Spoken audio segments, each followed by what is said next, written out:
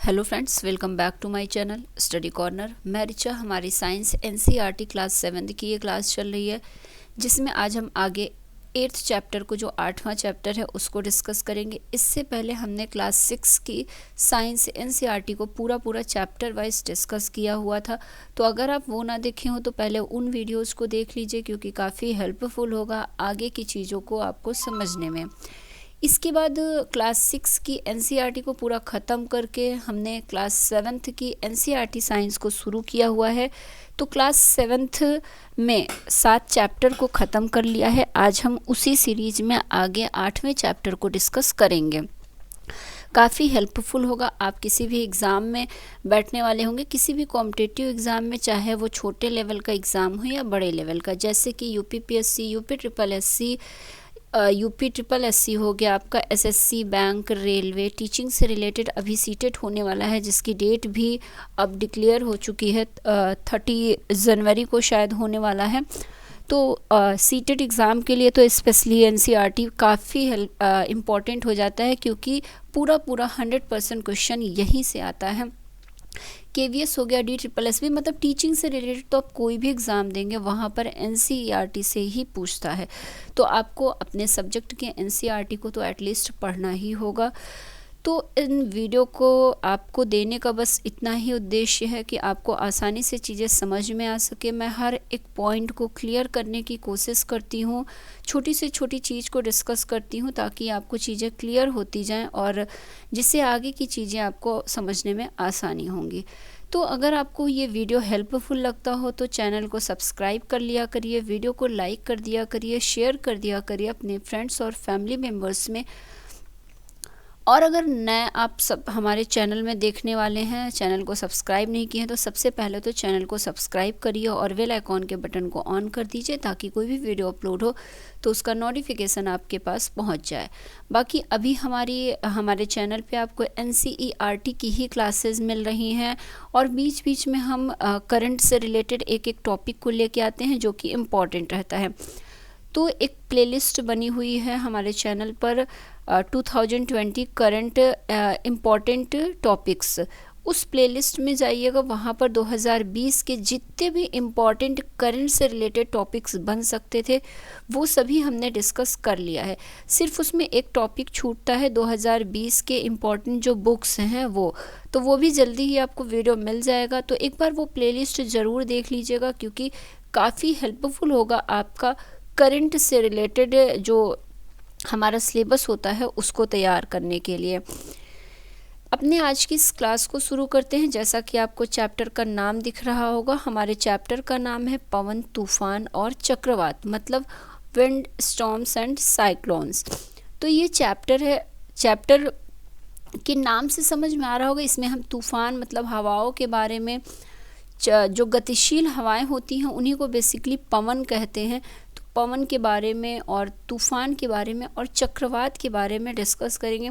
चक्रवात को किन कंट्रीज़ में किस नाम से जाना जाता है, या समय समय पर जो चक्रवात आते हैं किन देशों में कितना उससे क्या नुकसान हुआ है, वो सारी चीज़ें हम यहाँ पर डिस्कस करेंगे। तो जैसा कि पहला लाइन ही आपको दिख रहा होगा, काफ़ी इम्पॉर्टेंट ये पॉइंट है। उड़ीसा के तट को 18 अक्टूबर 1999 को एक चक्रवात ने पार किया था। तो आप सभी ये न्यूज़ देखे होंगे, अगर न्यूज़ से अपडेट रहे होंगे तो काफ़ी बहुत ज़्यादा हाईलाइट ये न्यूज़ थी। 18 अक्टूबर 1999 को जो चक्रवात आया था उड़ीसा के तट पर, इस चक्रवात का पवन वेग 200 किलोमीटर पर आर था। चक्रवात ने 45,000 भवनों को तहस महस कर दिया था, जिससे 7 लाख लोग बेघर हो गए थे। उसी वर्ष फिर से 29 अक्टूबर को 260 किलोमीटर पर घंटे के पवन वेग से पुनः एक अन्य चक्रवात उड़ीसा में आया था। इसके साथ ही 9 मीटर ऊंची समुद्री लहरें भी तट से टकराई थी। हजारों लोगों ने अपनी जान गंवा दी, करोड़ों रुपए की संपत्ति नष्ट हो गई।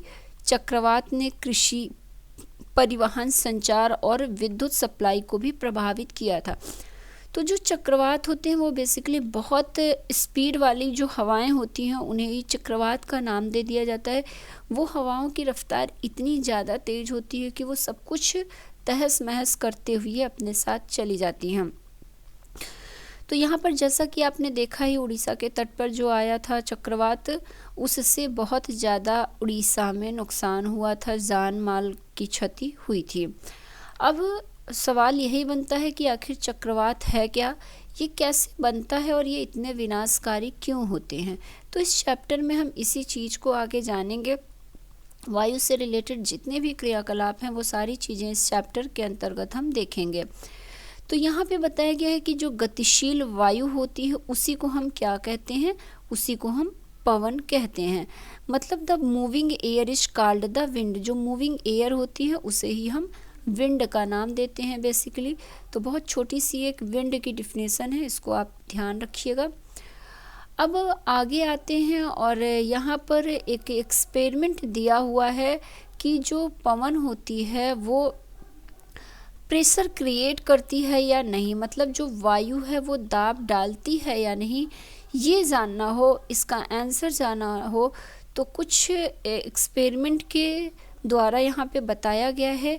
तो एक बिल्कुल नॉर्मल सा मैं एग्जांपल लेके चलती हूँ कि जैसे कि आप साइकिल चलाते होंगे, मैक्सिमम लोग साइकिल चलाए होंगे या चलाते भी होंगे, तो अक्सर आप कई बार देखे होंगे कि आप साइकिल चला रहे हैं, जब हवाएं बहुत तेज़ चलती हैं उस वक्त आपको साइकिल चलाने में कई बार बहुत मुश्किल होती है।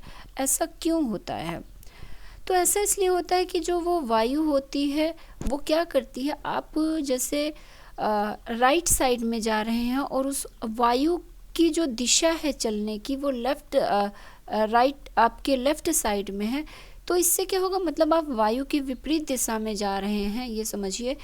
तो वो वायु का इतना ज़्यादा प्रेशर रहता है कि वो आपको पीछे की तरफ अपनी तरफ धक्का देती है और आपको साइकिल चलाने में बहुत मुश्किल होती है। तो इन चीज़ों से भी समझ सकते हैं कि वायु जो है वो एक प्रेशर क्रिएट करती है। जैसे कि आप पतंग ही उड़ा रहे हैं, अगर हवा की दिशा में आप पतंग उड़ा रहे हैं तब तो ठीक है, लेकिन अगर हवा विपरीत दिशा में चल रही है तो वो आपकी पतंग को विपरीत दिशा में उड़ा के ले जाएगी। जिस दिशा में आप चाहोगे उस दिशा में वो पतंग नहीं उड़ेगी। तो ये छोटे छोटे एक्सपेरिमेंट हैं, इन चीज़ों से पता चलता है कि वायु जो है वो प्रेशर क्रिएट करती है। तो वही चीज़ें यहाँ पर लिखी हुई है कि पवन की दिशा के प्रतिकूल साइकिल चलाने में कठिनाई का अनुभव क्यों होता है। ये सभी अनुभव हमें यह आभास देते हैं कि वायु दाब डालती है। इस दाब के कारण ही पवन द्वारा वृक्षों की पत्तियां, बैनर अथवा झंडे लहराते हैं। तो वायु दाब डालती है, ये चीज़ें आपको बार बार देखने को मिल रही है कि जो एयर है वो क्या करता है, प्रेशर को क्रिएट करता है, वो दाब डालता है। अब यहाँ पे एक और एक्टिविटी बताई गई है कि डिब्बा अथवा बोतल विरूपित क्यों हो जाते हैं। मतलब क्या है कि आप किसी डिब्बे या बोतल में पानी को डालेंगे तो उसमें गर्म पानी को डालिए तो उसका जो डिब्बे का साइज है या शेप है वो क्यों बदल जाता है। तो यहाँ पर वही बताया गया है कि डिब्बा अथवा बोतल विरूपित क्यों हो जाता है। जब डिब्बे पर पानी डाला जाता है तो डिब्बे के अंदर की कुछ भाप जल में संघनित हो जाती है, जिससे भीतर की वायु की मात्रा कम हो जाती है। परिणाम स्वरूप डिब्बे के भीतर वायु का दाब डिब्बे के बाहर की वायु के दाब से कम हो जाता है। दाब के इस अंतर के कारण जो है डिब्बा वो पिचक जाता है। तो यहाँ पे क्या किया गया था, एक डिब्बे को लिया गया था, डिब्बा प्लास्टिक का या टिन का कोई भी डिब्बा ले लीजिए, इसके अंदर इसे गर्म जल से भर लीजिए, बोतल को खाली करके इसे तत्काल कसकर बंद कर दीजिए। अब बोतल को नल के बहते पानी के नीचे रख दीजिए। तब अब इसमें आप क्या अनुभव करेंगे, वही उसी का यहाँ पर बताया गया है कि ऐसा करने पर क्या होगा, डिब्बा अथवा बोतल विरूपित हो जाता है। और इसका रीजन यहाँ पर आपको बता दिया गया है कि इसके अंदर जो है प्रेशर क्रिएट हो जाता है एयर का। यह क्रियाकलाप पुनः पुष्टि करता है कि वायु दाब डालती है। अब नेक्स्ट क्या है, पवन का वेग बढ़ने पर वायु दाब घट जाता है। तो ये क्रियाकलाप बताने से पहले एक बार मैं ऊपर जो चीज़ें एक्सप्लेन की हूँ उसको इंग्लिश में भी बता देती हूँ ताकि आपको चीज़ें समझने में थोड़ा सा आसानी हो जाए। तो यहाँ पे बताया गया है कि सबसे पहले तो यही क्वेश्चन है कि why the can gets distorted, मतलब जो बॉटल है वो डिस्टॉर्टेड क्यों हो गई? तो as water is poured over the can some steam in the can condensed into water reducing the amount of air inside. The pressure of air inside the can decreases then the pressure जो है वो exerted by the air from outside the can या bottle. As a result the can gets compressed. तो यही है कि this activity again confirms that air exerts pressure. तो ये है कि एयर जो है वो प्रेशर को क्रिएट करता है। अब आगे बताया गया है कि पवन का वेग बढ़ने पर वायु दाब जो है वो घट जाता है। मतलब क्या है कि यहाँ पर हाई स्पीड विंड्स जो होती है are accompanied by reduced air pressure. तो इस चीज़ को एक एक्टिविटी के थ्रू पहले हम समझेंगे कि पवन का जो वेग है वो बढ़ने पर वायु दाब घट कैसे जाता है। तो यहाँ पे बताया गया है कि कागज़ का एक आपको छोटा टुकड़ा लेना होगा, उसे मोड़ लीजिए, बॉल की तरह बना लीजिए और खाली बोतल के मुख में उसे रख दीजिए, मुख के पास, जैसा कि यहाँ पिक्चर में भी दिखाया गया है। मुख के पास उसे रख दीजिए। अब फूंक मारकर गेंद को बोतल के भीतर डालने का प्रयास कीजिए। तो ये एक्टिविटी आप खुद से भी मतलब अपने घर में भी कर सकते हैं। तो इस क्रियाकलाप को यहाँ बताया गया है कि आप विभिन्न आमाप की बोतलों के साथ करने का प्रयास करें। अब आगे इसका आंसर आपको मिल जाएगा कि ऐसा करने पर क्या होता है। तो यहाँ पे बताया गया है आगे कि जब हम बोतल के मुख पर फूंक मारते हैं तो मुख के पास की जो वायु का वेग है वो अपेक्षाकृत अधिक हो जाता है, इससे वहाँ वायुदाब घट जाता है। बोतल के भीतर वायुदाब उसके मुख के निकट के दाब से अधिक हो जाता है। इसी कारण बोतल के भीतर की जो वायु गेंद को बाहर की ओर ढकेल देती है। तो ये चीज़ें आपको समझ में आई होगी। जब आप इसको फूंक के इस एक्सपेरिमेंट को करेंगे तो ये चीज़ें आपको देखने को मिलेगी कि ये जब बोतल के मुख पर फूंक मारते हैं तो क्या होगा, मुख के पास की जो वायु होती है उसका वेग अपेक्षाकृत अधिक हो जाता है, इससे वहाँ वायुदाब घटने लगता है और बोतल के भीतर वायुदाब उसके मुख के निकट के दाब से काफ़ी अधिक हो जाता है। इसी कारण बोतल के भीतर की वायु गेंद को बाहर की ओर ढकेल देती है। तो ये एक छोटा सा एक्सपेरिमेंट आपको दिया गया था, बताया गया है उसके बारे में। इसके बाद हम आगे बढ़ते हैं और देखते हैं कि आगे क्या है।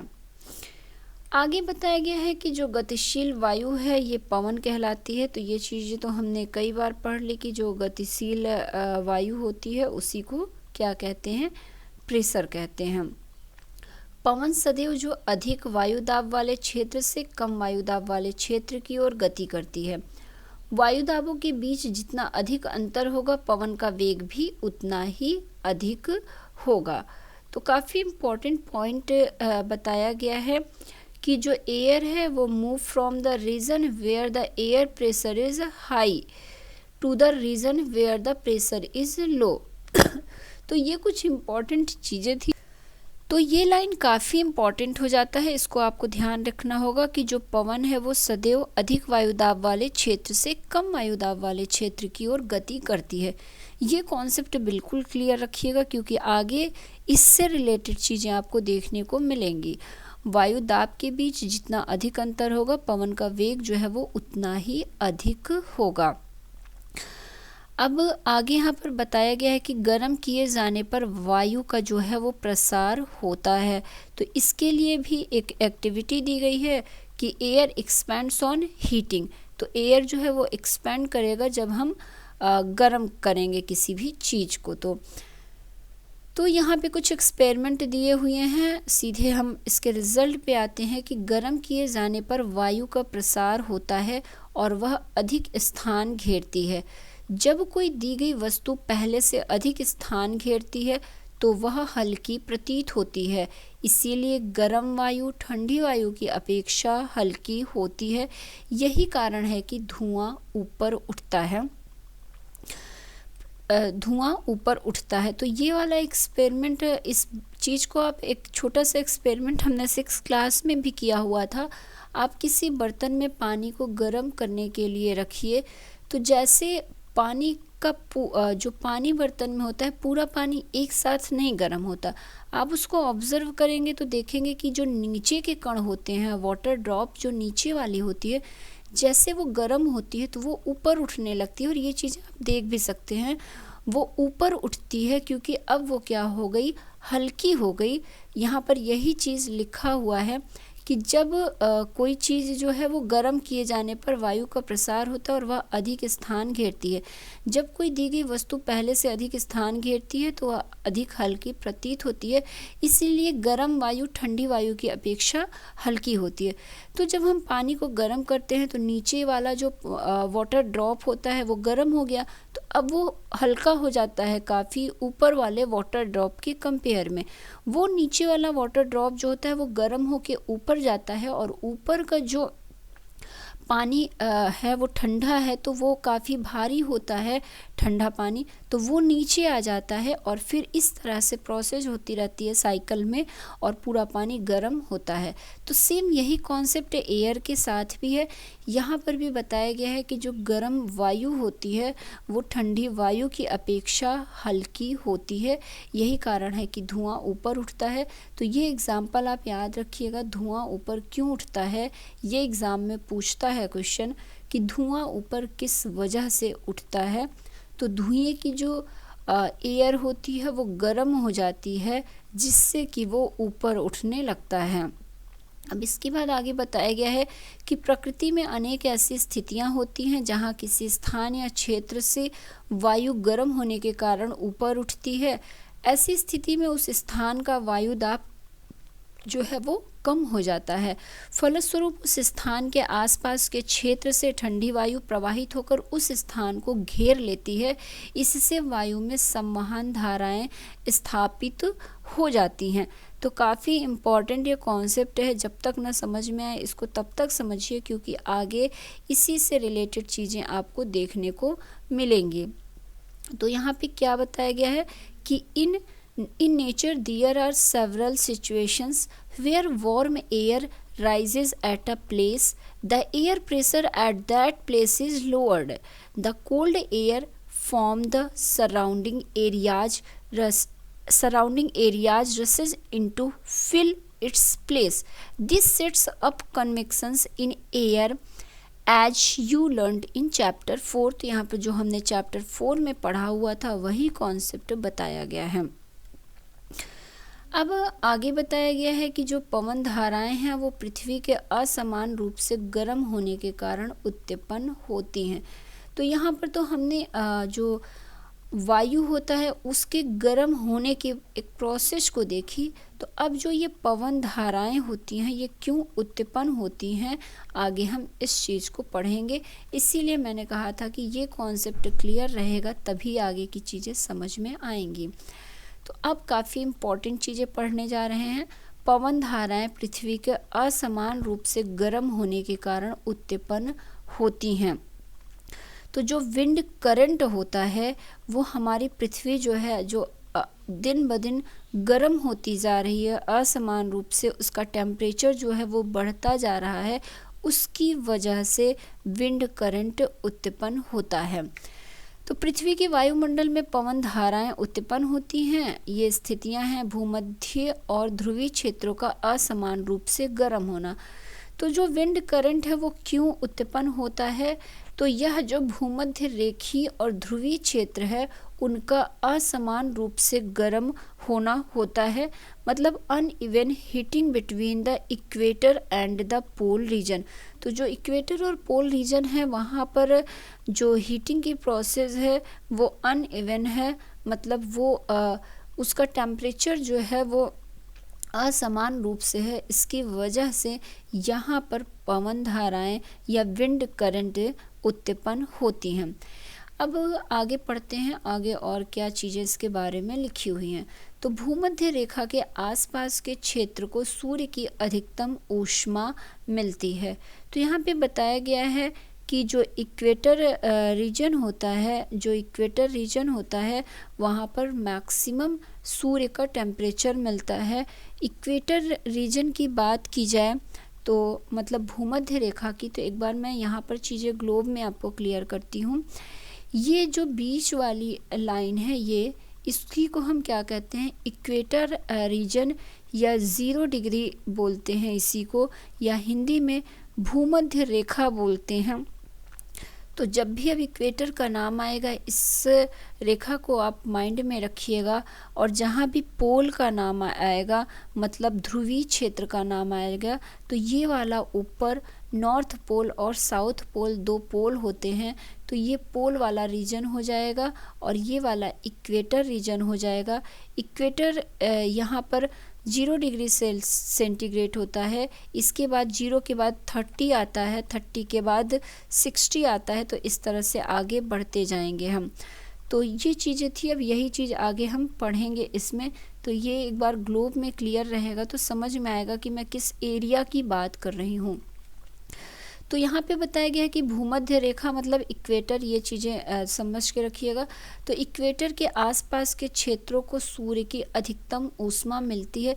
तो जो ये एरिया होता है, यहाँ पर सूर्य की जो किरणें होती हैं वो समझ लीजिए ये डायरेक्ट इस रीजन पर पड़ती हैं, तो इसलिए ये एरिया बहुत ज़्यादा गर्म होता है। तो इससे इन क्षेत्रों में पृथ्वी की सतह के निकट की वायु गर्म हो जाती है, क्योंकि जब सूर्य का प्रकाश बहुत ज़्यादा मिल रहा है, इसे ऊष्मा बहुत ज़्यादा मिल रही है, तो पृथ्वी की सतह के निकट की वायु जो है वो भी गर्म हो जाएगी। अब यहाँ से गर्म वायु ऊपर उठती है और ठंडी वायु भूमध्य रेखा के दोनों ओर स्थित 0 से 30 डिग्री अक्षांश की पट्टी के क्षेत्रों से भूमध्य क्षेत्र की ओर गतिशील हो जाती है। तो ये चीज़ें बताई गई हैं कि यहाँ पर आपको ये जो एरो है इसके द्वारा भी बताया गया है कि यहाँ की वायु जो बीच वाली है इक्वेटर की, वो काफ़ी गर्म हो जाएगी, तो ये ऊपर उठने लगती है, और जो पोल वाली एयर है वो ठंडी होती है, तो ये यहाँ वाली इक्वेटर वाली ऊपर जाएगी, और जो पोल वाली ठंडी हवा है वो नीचे की ओर आएगी, इक्वेटर की ओर आएगी। तो वही बताया गया है कि 0 से 30 डिग्री अक्षांश की पट्टी के क्षेत्रों से भूमध्य क्षेत्र की ओर गतिशील हो जाती है। इस प्रकार उत्पन्न पवन धाराएं जो हैं वो उत्तर और दक्षिण से भूमध्य रेखा की ओर बहती हैं। तो ये देखिए, ये ठंडी हवाएं जो यहाँ उत्तर की ओर और दक्षिण की ओर हैं, तो उत्तर और यही चीज़ें यहाँ पर लिखी गई हैं कि जो ठंडी हवाएं हैं, हाँ, उत्तर और दक्षिण से भूमध्य रेखा की ओर बहती हैं। ध्रुवों पर वायु पृथ्वी के लगभग 60 डिग्री अक्षांश तक के क्षेत्रों की वायु से अधिक ठंडी होती है। तो जो हमारा पोल वाला रीजन होता है, साउथ पोल या नॉर्थ पोल की बात की जाए, तो वहाँ काफ़ी ठंडा होता है, वहाँ की एयर जो है वो बहुत ठंडी होती है। इन क्षेत्रों में गर्म वायु ऊपर उठती है। तो यहाँ पे बताया गया है कि ध्रुवों पर वायु जो है वो पृथ्वी के लगभग 60 डिग्री अक्षांश तक के क्षेत्रों की वायु से अधिक ठंडी होती है। तो इन क्षेत्रों में गर्म वायु ऊपर उठती है, जिसका स्थान लेने के लिए ध्रुवों से ठंडी वायु उस ओर प्रवाहित होने लगती हैं। इस प्रकार वायु का प्रवाह ध्रुवों से अपेक्षाकृत अधिक गर्म क्षेत्रों की ओर होता रहता है। तो यही चीज़ें यहाँ पर इसमें भी दी गई हैं कि जो ठंडी वायु है ये गर्म की तरफ प्रवाहित करेगी और गर्म वायु ठंडी क्षेत्रों की तरफ प्रवाहित करेंगी। पवन के प्रवाह की दिशा जो है वो उत्तर दक्षिण दिशा में उत्तर से दक्षिण की ओर अथवा दक्षिण से उत्तर की ओर होती है। तो ये इम्पॉर्टेंट पॉइंट है, कई बार ये पूछ लेता है इसकी दिशा। तो पवन के प्रवाह की दिशा बिल्कुल ध्यान रखिएगा कि उत्तर से दक्षिण की ओर अथवा दक्षिण से उत्तर की ओर होती है।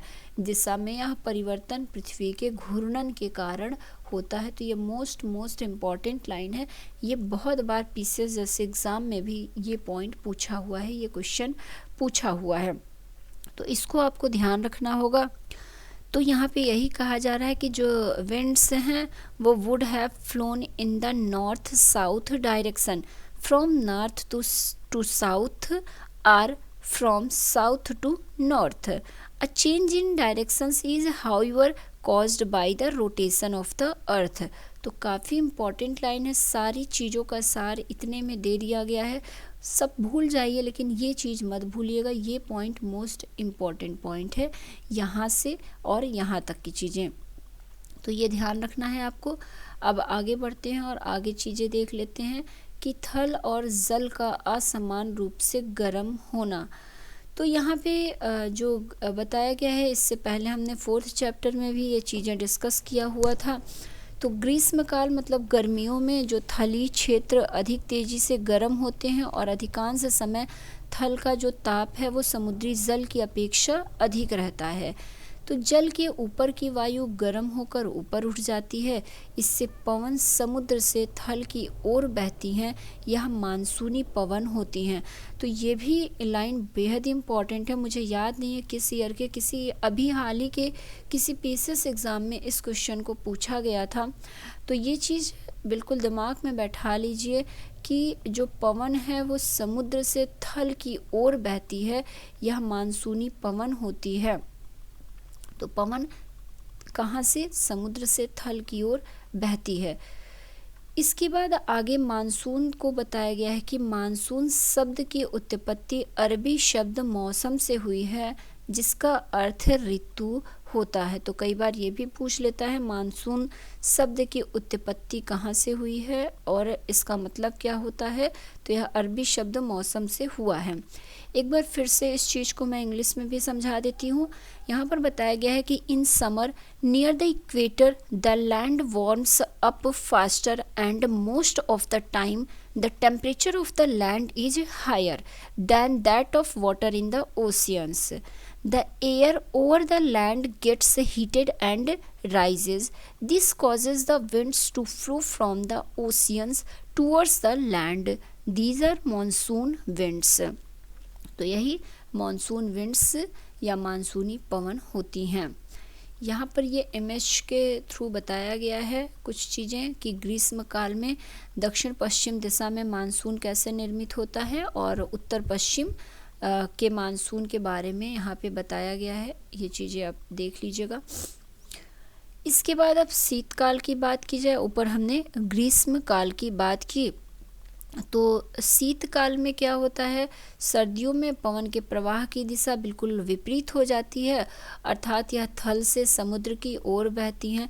तो ये सारे पॉइंट बेहद इम्पॉर्टेंट है, ये एक जगह आप इम्पॉर्टेंट नोट कर लीजिएगा। जो भी एयर के फ्लो की डायरेक्शन मैंने बताया, ऊपर इक्वेटर रीजन और पोल्स रीजन में, और यहाँ पर समुद्र में गर्मियों में और सर्दियों में जो भी पवन के प्रवाह की दिशा मैं बता रही हूँ। तो सर्दियों में पवन के प्रवाह की दिशा बिल्कुल विपरीत हो जाती है गर्मियों की अपेक्षा। सर्दियों में क्या होता है, ये थल से समुद्र की ओर बहती हैं। तो in winter the direction of the wind flow gets reversed, it flows from the land to the ocean. समुद्रों से आने वाली पवन अपने साथ जलवाष्प लाती हैं, जिससे वर्षा होती है। यह प्रक्रम जल चक्र का एक चरण होता है। तो the winds from the ocean carry water and bring rain, it is a part of the water cycle.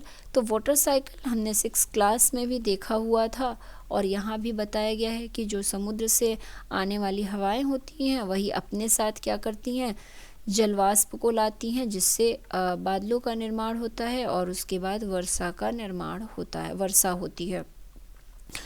आगे फिर बताया गया है कि गर्म मानसून हवाएं अपने साथ जलवाष्प लाती हैं, जिससे वर्षा होती है। तो the monsoon winds carry water and it rains. तो काफ़ी इम्पॉर्टेंट ये भी लाइन है कि जो गर्म मानसून हवाएं होती हैं वही वर्षा का कारण होती हैं। इसके बाद आगे बताया गया है कि बादल जो हैं वो वर्षा लाते हैं और हमें आनंद का अनुभव कराते हैं। हमारे देश में किसान अपनी फसल के लिए प्रमुख रूप से वर्षा पर ही निर्भर रहते हैं। बादलों और वर्षा से संबंधित अनेक लोकगीत भी गाए जाते हैं बारिश के मौसम में। तो अब यहाँ पर ये लोकगीत दिया हुआ है, थोड़ा सा आपको मनोरंजन करना है तो बैठिए और अपने दोस्तों के साथ इसे गा लीजिए। आगे बताया गया है कि कुछ प्राकृतिक घटनाएं ऐसी परिस्थितियों को जन्म देती हैं जिनसे कभी कभी आपदाएं आती हैं। इनसे मनुष्य, जंतुओं और पादपों के जीवन के लिए संकट उत्पन्न हो जाता है। ऐसी दो घटनाएं जैसे तड़ित झंझा और चक्रवात के बारे में हम जानेंगे, जो कि प्राकृतिक, ये नेचुरल घटनाएं होती हैं जो काफ़ी हमारे लिए और पृथ्वी के लिए जब भी आती हैं तो नुकसानदायक होती हैं, या बहुत सी तबाही जब भी आती हैं तो वो मचाती हैं। तो अब यहाँ पर हम तड़ित या झंझा की बात करेंगे कि तड़ित या झंझा किसे कहते हैं। तो तड़ित या झंझा मतलब क्या है, जो थंडर स्टॉर्म्स होते हैं एंड साइक्लोन्स होते हैं, उसको जानेंगे कि ये क्या होते हैं। तो तड़ित झंझा की बात की जाए तो तड़ित झंझा भारत जैसे गर्म आर्द्र उष्ण कटिबंधीय क्षेत्रों में अक्सर विकसित होते रहते हैं। तो ये अक्सर आपको देखने को मिल जाएंगे। जो थंडर स्टॉर्म्स होते हैं ये develop in hot humid tropical areas like India very frequently. ताप में वृद्धि होने के कारण ऊपर की ओर उठती हुई जो पवन है वो प्रबल हो जाती है। पवन वायु में पहले से विद्यमान जल बूंदों को अपने साथ ऊपर की ओर ले जाती है, जहां ताप कम होने के कारण वे जम जाती हैं और पुनः नीचे की ओर गिरने लगती हैं। गिरती हुई जल की बूंदें और तीव्र वेग से ऊपर उठती हुई वायु की परस्पर क्रिया से बिजली कौंधती है। तो आप बिजली को अक्सर देखे होंगे बारिश के मौसम में गरजते हुए, इसमें ध्वनि उत्पन्न होती है। इसी घटना को हम तड़ित झंझावट कहते हैं। तो जो बिजली चमकती है इसे ही बेसिकली तड़ित झंझावट या थंडर स्टॉर्म कहते हैं। ये घटना बारिश के वक्त आप देख सकते हैं। इससे एक जो तीव्र आवाज़ भी निकलती है वो भी सुन सकते हैं। इसके बाद आगे बताया गया है कि तड़ित झंझा कैसे चक्रवात बन जाता है। तो जो तड़ित झंझा होता है वो कैसे चक्रवात बन जाता है, ये चीज़ बताई गई है कि जल को द्रव से वाष्प अवस्था में परिवर्तित करने के लिए ऊष्मा की आवश्यकता होती है।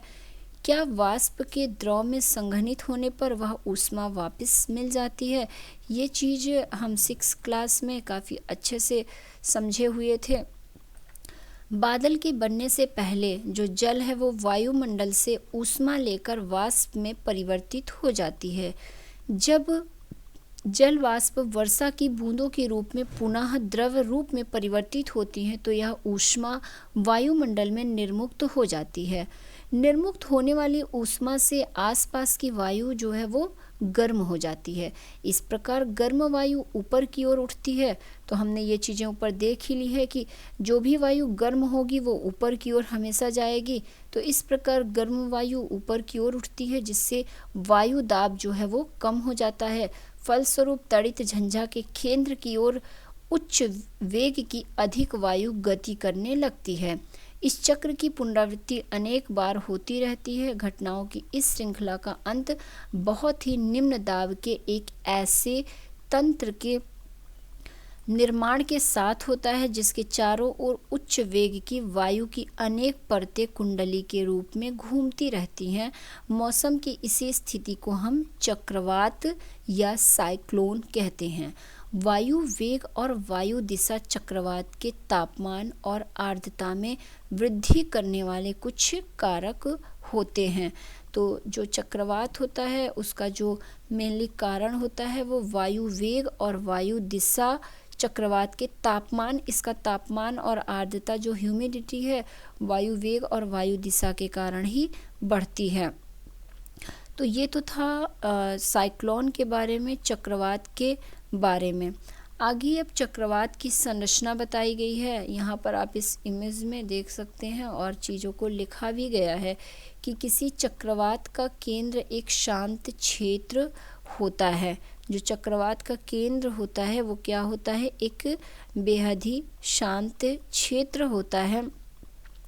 इसे झंझा का नेत्र कहते हैं। तो इसे क्या कहते हैं, झंझा का नेत्र कहते हैं। कोई विशाल चक्रवात वायुमंडल में वायु की तेजी से घूर्णन करता पिंड होता है जो पृथ्वी तल से 10 से 15 किलोमीटर की ऊंचाई पर स्थित होता है। तो ये जो डिस्टेंस है ये भी याद रखिएगा कि जो चक्रवात होता है ये हमारा जो पृथ्वी का तल है इससे 10 से 15 किलोमीटर की ऊंचाई पर स्थित होता है। चक्रवात के नेत्र का व्यास 10 से 30 किलोमीटर तक होता है। यह बादलों से मुक्त क्षेत्र होता है और इसमें पवन का वेग न्यून होता है। इस शांत और स्पष्ट नेत्र के इर्द गिर्द लगभग 150 किलोमीटर आमाप का बादल का क्षेत्र होता है। इस क्षेत्र में उच्च वेग की पवन और सघन वर्षा वाले घने बादल होते हैं। इस क्षेत्र से परे पवन वेग क्रमशः कम होता जाता है। चक्रवातों की उत्पत्ति का क्रम अधिक जटिल होता है। चक्रवातों की उत्पत्ति का क्रम अत्यधिक जटिल होता है। चित्र 8.11 में इसे एक प्रतिरूप द्वारा दर्शाने का प्रयास किया गया है। तो ये इमेज है, एक बार इमेज को भी आप देख लीजिए। यहाँ पर चक्रवात की संरचना या चक्रवात के बारे में बताने की कोशिश की गई है कि चक्रवात की संरचना क्या है, कैसे निर्मित हुई है। तो ये देख सकते हैं, ये 15 किलोमीटर 10 से 15 किलोमीटर की ऊंचाई पर इसका जो ये है ये स्थित होता है। चक्रवात की गति करने की दिशा यहाँ पे बता दी गई है। यहाँ पर ये ऊपर उठती वायु दिखा दिया गया है और नीचे जाती वायु भी दिखा दी गई है। और ये चक्रवात, इसे झंझा का नेत्र कहते हैं, ये नेत्र वाला रीजन हो गया। तो यही चीज़ें हैं, ये चक्रवात कहलाती हैं बेसिकली। अब आगे देखते हैं आगे और क्या चीज़ें हैं। आगे है चक्रवातों द्वारा होने वाला विनाश। तो जो चक्रवातों से विनाश होता है वो देख लेते हैं कि साइक्लोन जो है वो कैसे विनाशकारी होता है। तो चक्रवात काफ़ी विनाशकारी हो सकते हैं। Cyclones can be very destructive. Strong winds push water towards the shore even if the storm is hundreds of kilometre away. तो यहाँ पे बताया गया कि जो चक्रवात हैं वो काफ़ी विनाशकारी हो सकते हैं। तेज पवन समुद्र के जल को तटों की ओर ढकेलती है। भले ही चक्रवात तट से सैकड़ों किलोमीटर दूर हों, मतलब भले ही जो चक्रवात हैं वो हंड्रेड्स ऑफ किलोमीटर अवे हों, फिर भी ये समुद्र के जल को तटों की ओर ढकेल देती है। इतनी तेज पवन की रफ्तार होती है कि ये इतनी दूर तक भी प्रवाहित करती है।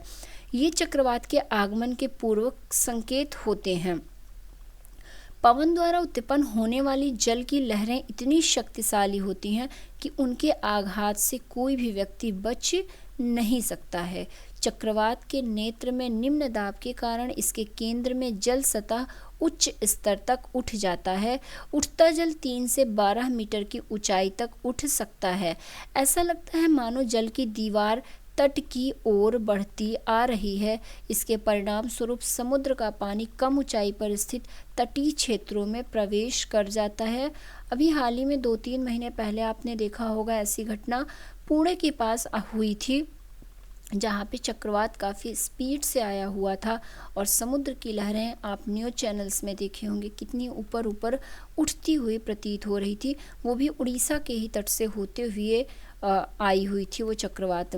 तो चक्रवात के नेत्र में निम्न दाब के कारण उसके केंद्र में जल सतह उच्च स्तर तक उठ जाता है। उठता जल 3 से 12 मीटर की ऊंचाई तक उठ सकता है।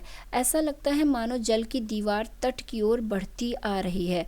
इसके परिणाम स्वरूप समुद्र का पानी वो कम ऊंचाई पर स्थित तटीय क्षेत्रों में प्रवेश कर जाता है, जिससे जीवन और संपत्ति की गंभीर हानि होती है। यह पानी मृदा की उर्वरता को भी कम कर देता है।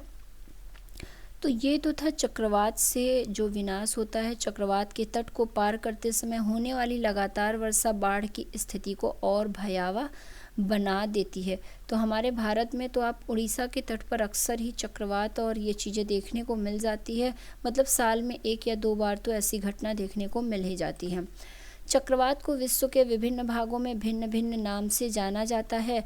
अमेरिकी महाद्वीप में इसे हरिकेन कहते हैं। फिलीपींस और जापान में इसे टाइफून के नाम से जाना जाता है। तो कई बार ये कंट्रीज और उनमें किन नामों से इस चक्रवात को जाना जाता है तो ये भी पूछ लेता है। तो ये ध्यान रखिएगा कि अमेरिका में इसे हरिकेन नाम दिया गया है और फिलीपींस और जापान में इसे टाइफून कहा जाता है और हमारे यहाँ तो चक्रवात ही हो गया। अब आगे टॉर्नेडो के आगे अभी और कुछ चीज़ें हैं कि चक्रवात अपने साथ अति उच्च वेग की पवन लाते हैं जो घरों, दूरभाष और अन्य संचार प्रणालियों, वृक्षों आदि को क्षति पहुंचा सकती है। तो ये चक्रवात जो है वो बहुत इसमें हवा की जो स्पीड है वो इतनी ज़्यादा होती है कि पेड़ पूरे पूरे उखड़ के उड़ जाते हैं, घर की छतें जो हैं वो उड़ जाती हैं और बहुत सी मतलब क्षति होती है, जीवन की संपत्ति की बहुत सी हानि होती है। अब आगे टॉर्नेडो के बारे में बताया गया है कि हमारे देश में टॉर्नेडो अधिक नहीं आते हैं। टॉर्नेडो गहरे रंग के कीपाकार बादल होते हैं। यहाँ एक इमेज में आपको दिखाया जा रहा है।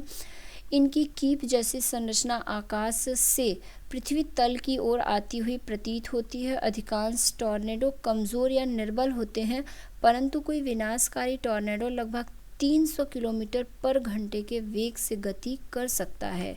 टॉर्नेडो चक्रवातों के भीतर भी बन सकते हैं।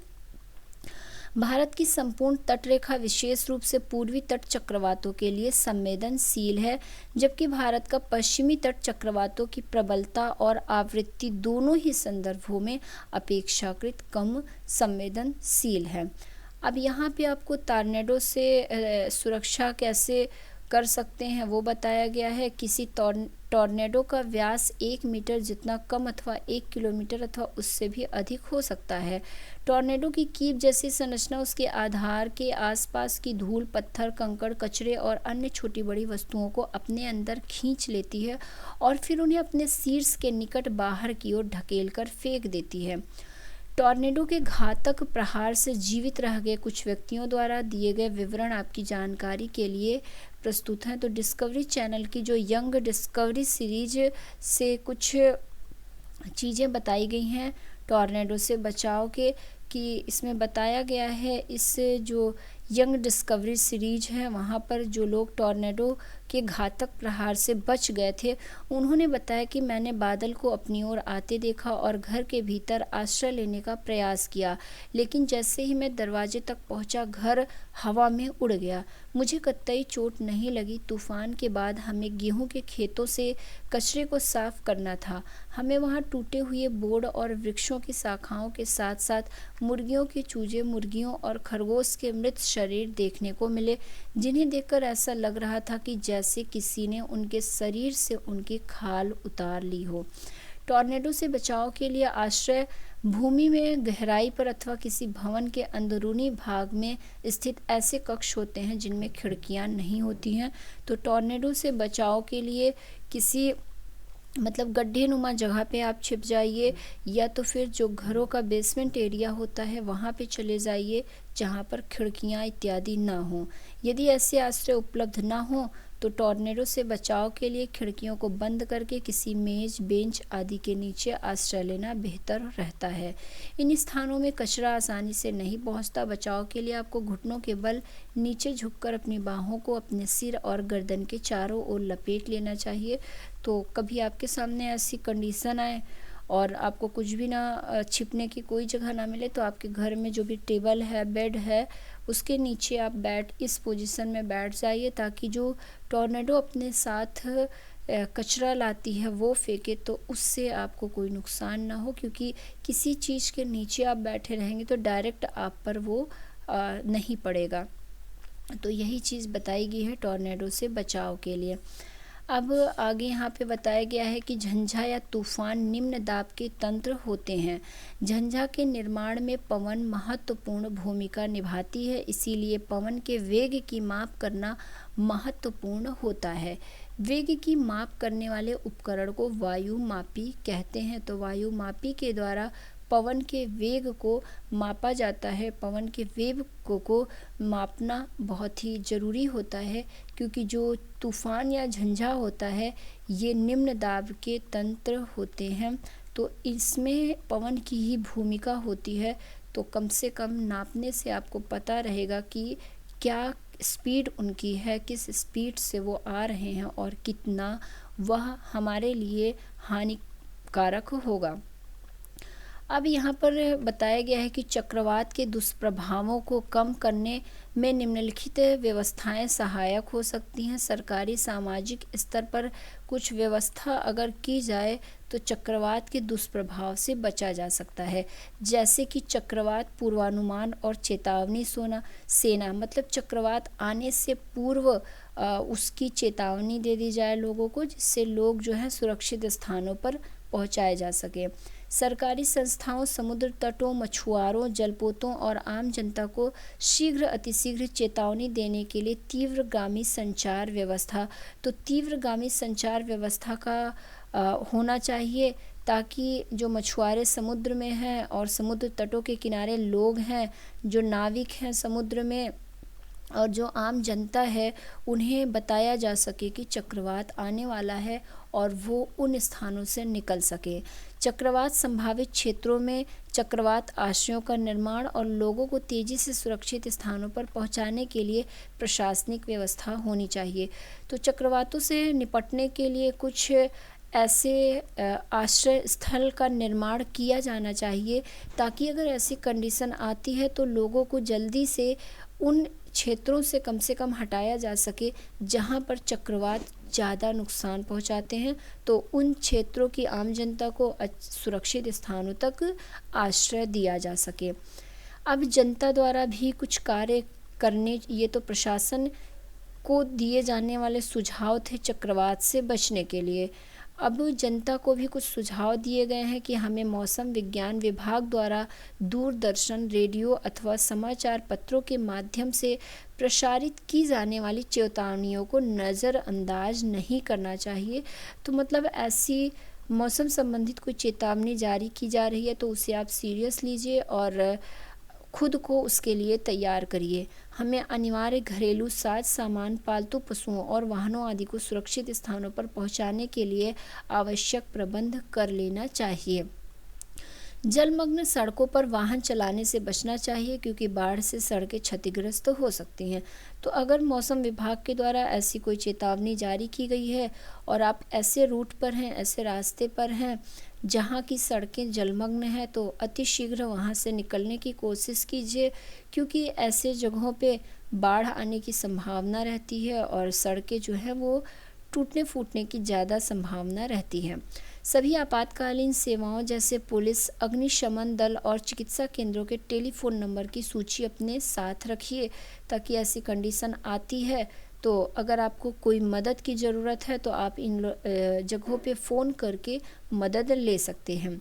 यदि आप चक्रवात प्रभावित क्षेत्र में रहते हो तो कुछ अन्य सावधानियां भी हैं, जैसे कि ऐसे जल का पीने के लिए उपयोग ना करें जो संदूषित हो जाता है। आपात स्थिति के लिए पेयजल का संग्रहण करें।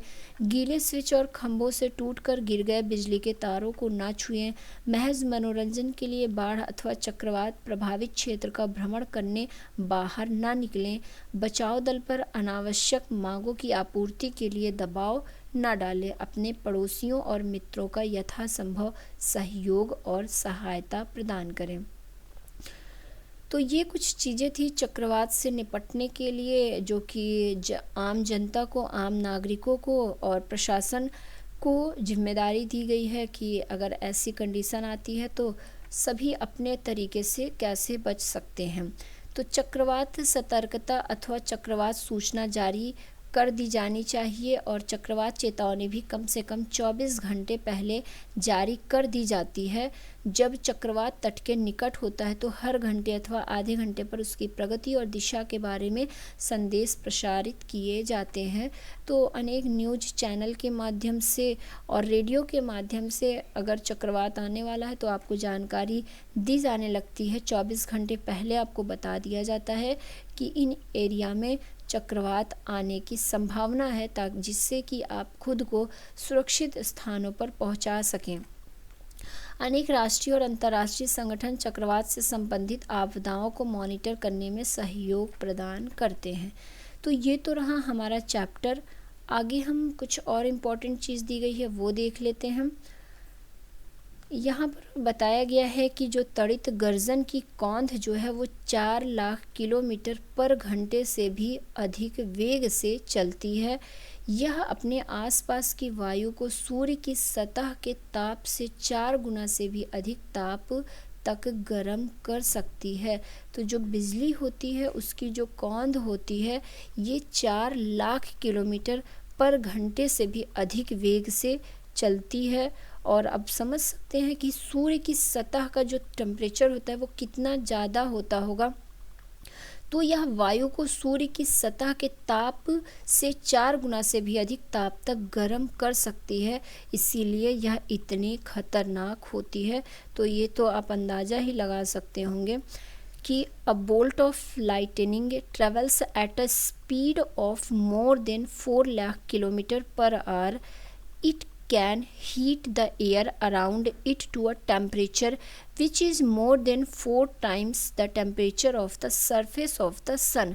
That is what makes lightning so dangerous. तो इस तरह से ये बहुत ही डेंजर होता है। अब एक बार इसकी समरी में आ जाते हैं। चैप्टर की समरी से ही डायरेक्ट क्वेश्चन उठा के पूछ लेता है, इसलिए आप कोई भी चैप्टर पढ़िए उसकी समरी को एक बार ज़रूर रीड मारिए, क्योंकि मान लीजिए हमने जो चैप्टर में पढ़ा वो हम भूल भी जाएं तो समरी में उसी चीज़ का शॉर्ट फॉर्म होता है, वो अगर एक बार पढ़ लेंगे तो पूरे चैप्टर के बारे में हमें पता रहेगा एटलीस्ट हमने क्या क्या पढ़ा। तो आपको हिंदी में दिख रहा होगा, मैं ये चीज़ एक बार इंग्लिश में बता देती हूँ ताकि इंग्लिश वाले बच्चों के लिए भी समरी को समझना आसान हो जाए, बाकी हिंदी वाले से पढ़ लेंगे। तो सबसे पहला पॉइंट दिया हुआ है कि air around us exerts pressure, जो हमारे आसपास की वायु है वो दाब डालती है। Air expends on heating and contracts on cooling, तो जो एयर है वो एक्सपेंड करती है हीट होने पे और कॉन्ट्रैक्ट्स करती है on cooling. Warm air rises up whereas comparatively cooler air tends to sink towards the earth's surface. फिर फोर्थ पॉइंट जो दिया हुआ है वो दिया हुआ है कि as warm air rises air pressure at that place is reduced and the cooler air moves to that place. पांचवी पॉइंट है the moving air is called wind, तो ये तो हमने बहुत अच्छे से पढ़ा। फिर नेक्स्ट है हमारा uneven heating on the earth is the main cause of wind movement. Winds carrying water vapour bring rain. High speed winds and air pressure difference can cause cyclones। अब नेक्स्ट पॉइंट है it has become easier to monitor cyclones with the help of advance technology like satellite and radars. जिससे अब यहाँ पर आपने नई चीज़ देखी satellite और रडार को, हमने चैप्टर में ये चीज़ नहीं पढ़ा था, तो इसलिए भी समरी कई बार बहुत इम्पॉर्टेंट हो जाती है, क्योंकि समरी में बहुत कई बार कुछ अलग और इम्पॉर्टेंट चीज़ दी जाती है। अब जो इसके बाद क्या है कि self help is the best help, therefore it is better to plan in advance and be ready with defence against any approaching cyclone. The following flowchart will help you to understand the phenomenon that lead to the formation of cloud and falling of rain and creation of storms and cyclones। तो यहाँ पे एक flow chart नीचे दिया हुआ है, ये चीज़ आप देख के समझ सकते हैं कि बादलों का निर्माण और वर्षा होती है तथा तूफान और चक्रवात बनते हैं। तो दो क्षेत्रों के बीच ताप में अंतर, वायु में संवहन धाराएं उत्पन्न होती हैं। ये धाराएं उत्पन्न होंगी तो गर्म वायु ऊपर उठेगी जिससे न्यून दाब का क्षेत्र बनता है। ठंडी वायु न्यून दाब क्षेत्र की ओर प्रवाहित होती है। गर्म वायु ऊपर उठकर ठंडी होती है और उसमें उपस्थित जलवाष्प संघनित होकर बादल का निर्माण करते हैं। इसके बाद दिया गया है कि बादल में बड़ी जल बूंदें भूमि पर वर्षा, ओले या हिमपात के रूप में गिरती हैं। वायुमंडल के ऊंचे स्तरों पर पानी की नीचे गिरती बूंदें और ऊपर उठती वायु परस्पर उच्च वेग से गति करती है, जिससे तड़ित झंझावात का निर्माण होता है। मौसम की कुछ परिस्थितियों में झंझावात चक्रवात का रूप धारण कर लेते हैं। तो पूरा एक तरह से पूरे चैप्टर में हमने जो इम्पोर्टेंट चीज़ें पढ़ी वो इस एक ग्राफ के थ्रू, एक चार्ट के थ्रू आपको बता दिया गया है। तो हर तरह से बताया गया है समरी के थ्रू और इस चार्ट के थ्रू, तो चीज़ें क्लियर हो जाएंगी। 1 से 2 बार वीडियो को आप सुनेंगे तब भी समझ में आएगा, और कोशिश करिए कि खुद की नोट्स बनाइए, इससे और भी चीज़ें आसान होंगी आपको रिवाइज करने में और दोबारा से पढ़ने में। तो वीडियो कितना हेल्पफुल लगा आपको, कितना अच्छा लगा, कमेंट करके ज़रूर बताया करिए। और अगर आपको हेल्पफुल लगता हो तो वीडियो को लाइक कर दिया करिए, शेयर कर दिया करिए। और अगर आपने चैनल को सब्सक्राइब नहीं किया है तो चैनल को सब्सक्राइब कर दीजिए, बेल आइकॉन के बटन को ऑन कर दीजिए, ताकि कोई भी वीडियो अपलोड हो तो उसका नोटिफिकेशन आप तक पहुंच जाए। और अगर आपको किसी भी टॉपिक से रिलेटेड कोई भी वीडियो चाहिए हो तो कमेंट करके ज़रूर बताया करिए, हम उन सभी टॉपिक्स पर वीडियो बनाने की कोशिश करेंगे। मैक्सिमम मेरा टारगेट है आपको हेल्प करना, आपके एग्ज़ाम के लिए आपको तैयार करना। तो ज़रूर कमेंट किया करिए, जो भी प्रॉब्लम हो, वीडियो से रिलेटेड कोई प्रॉब्लम है, कुछ भी समझ में नहीं आ रहा है तो कमेंट करके बताइए, हम नेक्स्ट वीडियो में उन चीज़ों को दोबारा से क्लियर करने की कोशिश करेंगे। तो फ्रेंड्स, हमारी ये क्लास यहीं पर एंड होती है। अपने नेक्स्ट वीडियो में हम फिर से मिलते हैं, तब तक के लिए धन्यवाद।